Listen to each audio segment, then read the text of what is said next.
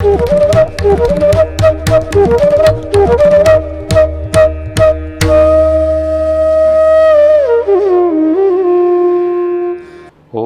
गुरुदेव ध्यान शंकराय नमः। प्रिय दर्शकों नमस्कार, मैं ज्योतिष आचार्य जिगर परीख एक बार फिर आप सबके सामने प्रस्तुत हुआ हूँ।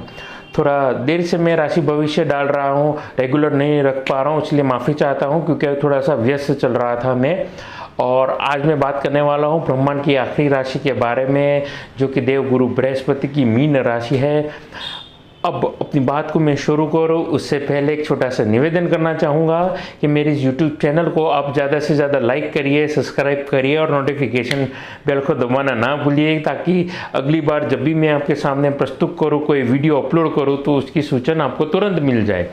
अब मैं बात करता हूँ मीन लगन। जी हाँ, आखिरी राशि है मीन लगन के बारे में मैं बात करने वाला हूं। अब नए लोगों को अगर नहीं पता है, जो भी मुझे पहली बार सुन रहे हैं, मेरा जो भी राशि भविष्य, जो भी मेरे प्रेडिक्शंस मंथली रहते हैं, वो लगन राशि के आधारित रहते हैं। आप कुंडली खोलिए, सेंटर में जहां पर ल लिखा है वो आपकी लगन राशि रहेगी। कन्फ्यूजन में ना रहिएगा। मेरा जो भी प्रेडिक्शंस रहता है वो चंद्र नामांकन राशि या सूर्य नामांकन राशि के आधारित नहीं रहते हैं, केवल और केवल लगन राशि के आधारित पर रहते हैं। अब मीन राशि ब्रह्मांड की आखिरी राशि, गुरु की दूसरी राशि है, तो कैसा रहेगा जुलाई का ये महीना, आइए देखते हैं। जैसा कि आप देख सकते हैं, आपके लगन के मालिक देवगुरु बृहस्पति लगन में ही विराजे है और जबरदस्त हंस नामक महापुरुष राजयोग का निर्माण किया है, जिसका लाभ जबरदस्त आपको देखने को मिलेगा आने वाले दिनों में। आपके धन भाव में राहु मंगल का अंगारक दोष देखने को मिला है। राहु के 180 डिग्री सामने, ठीक सामने तुला राशि में अष्टम 8 नंबर का जो घर है, वो छठे घर में तुला राशि है, वहीं पर है केतु। बुध और शुक्र आपके पराक्रम स्थान में है। 9 ग्रह के राजा आपके माँ के घर में देखने को मिले हैं। पंचमेश चंद्रमा कर्क राशि में विराजे है और न्यायकर्ता शनि 12वें घर में कहीं ना कहीं आपके 12वें घर में वो विराजे है। तो 9 ग्रह की परिस्थिति कुछ ऐसी है। तो इसका मतलब जो हंस नामक महापुरुष राजयोग है वो आपको सेल्फ ड्राइवन बना रहा है, सेल्फ डिपेंडेंट व्यक्ति बना रहा है, ज्ञानी बना रहा है। कहीं ना कहीं आपने पास्ट में की हुई पढ़ाई या पास्ट में किए ज्ञान जो अर्जित किया है, उसको इम्प्लीमेंट करने का ये वक्त आ चुका है। क्योंकि लगन में बैठा हुआ जो गुरु है वो स्वग्रही है, उसकी पंचम सप्तम और नवम दृष्टि कहीं ना कहीं आपके भाग्य को वो वृद्धि डाल रहा है। उसके साथ साथ भाग्य में वृद्धि डालने के अलावा आपके पंचमें स्थान में जो पंचम दृष्टि जा रही है, उसमें आपको कहीं ना कहीं बिजनेस में फ़ायदा दे रहा है। उसके साथ साथ आपके लाइफ पार्टनर या आपके वर्किंग पार्टनर को भी वो फ़ायदा ही फ़ायदा दे रहा है।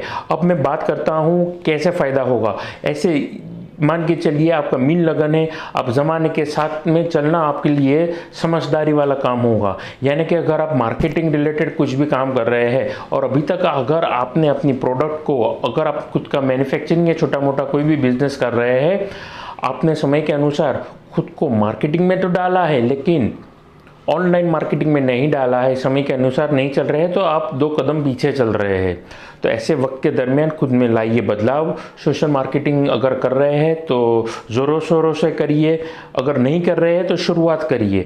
मार्केटिंग के अलावा अगर आप किसी चीज़ का मैन्युफैक्चरिंग कर रहे हैं, या फिर मान के चलिए कि आप कोई, जैसा कि आप कुंडली में अभी देख रहे हैं, जो भी ये गुरु है, अब उसकी पंचम दृष्टि आपके कर्क राशि में, उसकी सप्तम दृष्टि कन्या राशि में और उसकी नवम दृष्टि वृश्चिक राशि में डाल रही है। तो कहीं ना कहीं ऐसे वक्त में दरमियान आप अगर बिजनेस एक्सपांड करने का सोच रहे हैं, अन्य कोई ब्रांच खोलने का सोच रहे हैं, एक्सपांड करने का सोच रहे हैं, तो ये वक्त आपके लिए लाभदायक परिस्थिति को निमंत्रण देने वाला है। उसके साथ साथ आप अगर ट्रांसपोर्टेशन में या मैन्युफैक्चरिंग का बिजनेस कर रहे हैं तो भी फ़ायदा है। अगर आप जॉब बदली करने का सोच रहे हैं तो भी फ़ायदा है। जॉब में अगर आपको इंक्रीमेंट के लिए भी फायदा है। तो ओवरऑल वर्किंग प्रोफेशन के लिए ये वक्त बड़ा ज़बरदस्त परिस्थिति को यानी कि लाभदायक परिस्थिति को निमंत्रण दे रहा है। अब मैं बात करता हूँ आपके स्वास्थ्य के बारे में। दरमियान पुराने कोई रोग तकलीफ आपको दे रही है तो फिक्र करने की ज़रूरत नहीं है। आपको सिर्फ करना क्या है, जो भी आप काम कर रहे हैं, जो भी दवाई या जो भी प्रिकॉशन आप अभी तक ले रहे थे वो उसे कंटिन्यू करिए। ये वक्त सही रहेगा सेकंड ओपिनियन लेना, यानी कि दूसरे डॉक्टर को आप दिखाइए। हो सकता है कि अभी तक आपकी कुछ ऐसी छोटी सी गलती या छोटी सी नज़रअंदाजे की वजह से आपको तकलीफ से राहत नहीं मिली है। मान के चलिए कि अगर आपने डॉक्टर का सेकंड ओपिनियन ले लिया है तो आप लाइन ऑफ ट्रीटमेंट चेंज करिए। अगर आप एलोपैथी कर रहे थे तो होम्योपैथ या एलोपैथ में जाइए, आप ये दोनों कर रहे थे तो एलोपैथ करिए। कोई किसी भी प्रकार का अगर आप लाइन ऑफ ट्रीटमेंट चेंज करेंगे तो आपको फ़ायदा देखने को मिलेगा, क्योंकि लगन में बैठा जो गुरु है वो हंस नामक महापुरुष राजयोग को निमंत्रण दे रहा है, अच्छी परिस्थिति शुभता ला रहा है। यानी कि जीवन में या फिर आपके शरीर में जो भी अशुभता होगी, अशुद्धियाँ होगी, उसको वो नेलिफाई करेगा। आपके शरीर से वो नेगेटिव ऊर्जा को वो निकाल देगा। निग्लिफाई करने का काम होता है देवगुरु बृहस्पति का। शुभता का काम कर रहे हैं देवगुरु बृहस्पति। उसके अलावा अब मैं बात करता हूँ स्टूडेंट्स के लिए। देखिए, स्टूडेंट्स के लिए मैं कहना चाहूँगा, आप बैंकिंग सेक्टर में या फाइनेंशियल सेक्टर में के रिलेटेड अगर पढ़ाई कर रहे हैं तो ये वक्त आपको फ़ायदा देगा। अब अंत में अपनी वाणी को विराम देने से पहले मैं उपायों की बात करूँगा। देखिए, 10 जुलाई को देव शनि एकादशी है। उस दिन अगर आप विष्णु सहस्त्र का पाठ करेंगे, विष्णु सहस्त्र के पाठ के अलावा तुलसी की माला आप कृष्ण भगवान के, श्रीनाथ जी के या विष्णु के अन्य कोई स्वरूपों के मंदिर में जाकर के तुलसी की माला का अगर आप दान करेंगे तो आने वाले वक्त के दरमियान आपको ज़बरदस्त लाभ देखने को मिलेगा। तो यहीं पर मैं अपनी वाणी को दूंगा विराम। आप अगर विशेष कोई तकलीफ से गुजर रहे हैं तो आप कुंडली दिखा के परामर्श करवा कर सकते हैं।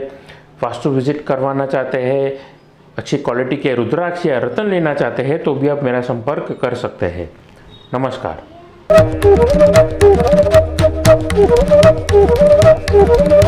Thank you.